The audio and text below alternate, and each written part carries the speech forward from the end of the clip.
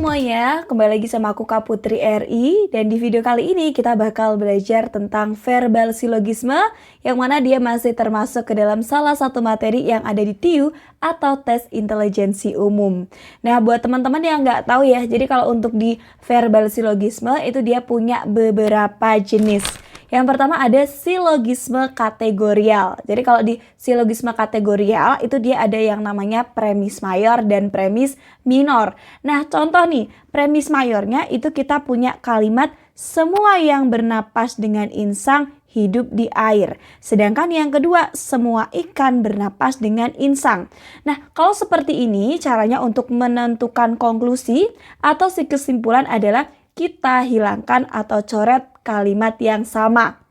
Nah, kalimat yang sama ada di mana? Yaitu sama-sama ibaratnya dia istilahnya bernapas dengan insang, ini juga bernapas dengan insang. Maka kesimpulannya adalah sisanya. Maka kita simpulkan semua ikan hidup di air. Jadi sangat mudah sekali. Yang penting kita bisa menentukan mana kalimat yang ada kesamaan dan tidak ada yang sama.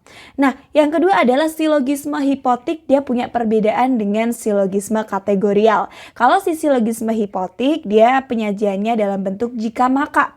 Contoh, jika A maka B, jika P maka Q. Nah, di sini kita punya premis mayornya. Jika hari ini hujan, maka sekolah akan diliburkan. Ternyata premis minornya adalah hari ini hujan. Nah, berarti kata lainnya di sini bisa kita katakan hubungannya adalah sebab akibat. Nah, kalau semisal hari ini hujan berakibat apa? Berakibat sekolah akan diliburkan. Jadi memang kalau untuk di silogisme ini kita harus hati-hati dalam mendalami dan juga memahami apa sih yang dimaksud oleh si soal. Oke, kita lanjut yang berikutnya. Yang berikutnya ada silogisme alternatif. Nah, kalau yang namanya alternatif berarti kan kita milih teman-teman ya. Misal alternatifnya ke Jakarta atau ke Bogor. Berarti kalau nggak Jakarta ya ke Bogor, ini sama. Nah, premis yang pertama adalah ibu memasak sayur bayam atau sayur sop. Ingat, kalau silogisme alternatif maka kita harus memilih salah satu. Nah, di sini kita sudah memilih sayur bayam, otomatis kita tidak memilih sayur sop. Jadi kalau ibu memasak sayur bayam, maka konklusinya adalah ibu tidak memasak sayur sop. Yuk, yang berikutnya ada silogisme disjungtif. Nah, kalau disjungtif ini dia sama-sama menggunakan kata atau, tapi nanti yang dipilih adalah lawan dari kalimat yang disajikan. Nah, contoh, Wati mencuci mobil atau menyapu halaman. Ini juga pilihan. Karena Wati tidak menyapu halaman, maka dia mengerjakan si kegiatan yang lain atau yang satunya. Maka kesimpulannya adalah Wati mencuci mobil. Oke, sudah paham teman-teman ya? Kalau sudah paham, kita coba kerjain latihan soal yang ada.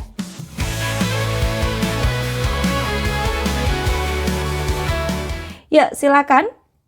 Di sini masuknya ke silogisme kategorial ya. Pernyataannya, semua perempuan memiliki wajah yang cantik. Semua peserta lomba lari adalah perempuan.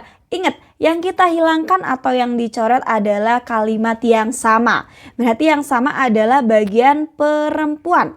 Maka kesimpulannya adalah semua peserta lomba lari itu memiliki wajah yang cantik. Maka jawabannya adalah yang D. Jadi memang kalau silogisme itu harus hati-hati. Karena salah kalimat misal satu aja itu bisa berakibat fatal.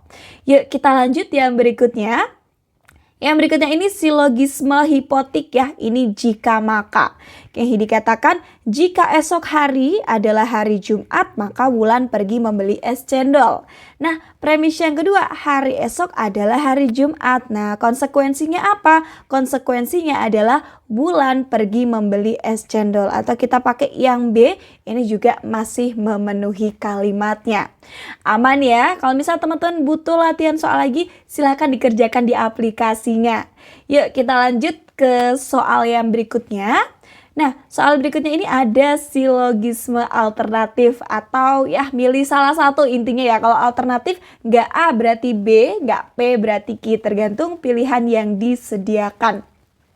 Oke, premis satunya adalah Bu Tati membeli sebuah tas baru atau sepatu baru.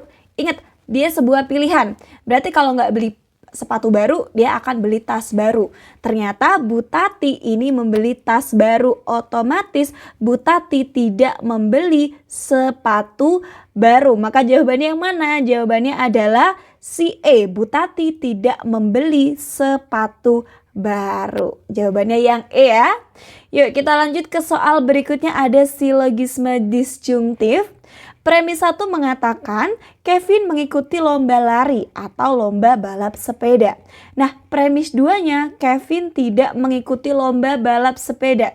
Karena Kevin tidak mengikuti lomba balap sepeda, maka otomatis pasti si Kevin ikutnya adalah lomba lari. Jawabannya apa? Jawabannya adalah yang A, Kevin mengikuti lomba lari. Oke, sudah aman teman-teman ya. Kita lanjut ke soal yang berikutnya. Nih masih ada.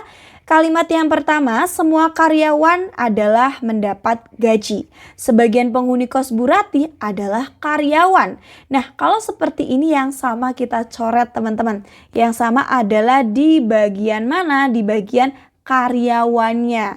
Berarti kesimpulannya adalah sebagian penghuni kos Bu Rati mendapat gaji. Yang mana? Berarti jawabannya adalah yang D, sebagian penghuni kos Bu Rati mendapat gaji. Oke teman-teman, dari tadi kita sudah mempelajari ya dari 4 jenis silogisme yang kita dapat apa, yaitu pada pengerjaan soal-soal silogisme silakan kalian pahami apa yang dimaksud oleh si soal, premis 1, premis 2, premis 3. Nah, kalau sudah seperti itu teman-teman harus tahu cara penyelesaiannya itu pakai aturan yang mana. Apakah pakai yang alternatif, disjungtif, atau mungkin aturan-aturan yang memang dia berhubungan dengan soal yang disediakan. Nah, kalau semisal teman-teman agak bingung menggunakannya itu cara apa, silakan gunakan eliminasi pilihan ganda. Jadi intinya kalau misal teman-teman tidak bisa atau belum bisa dengan jelas menemukan jawaban yang benar, silakan eliminasi jawaban yang pasti salah.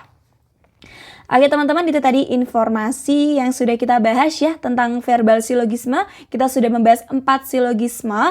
Mungkin kalau teman-teman merasa soal latihannya kurang, boleh dicoba soal latihan yang ada di aplikasi atau ikut live class-nya, jangan sampai ada yang tertinggal. Kalau teman-teman tertinggal nggak apa-apa, nanti ada rekaman ulangnya. Sampai jumpa di video-video materi yang berikutnya. Bye-bye!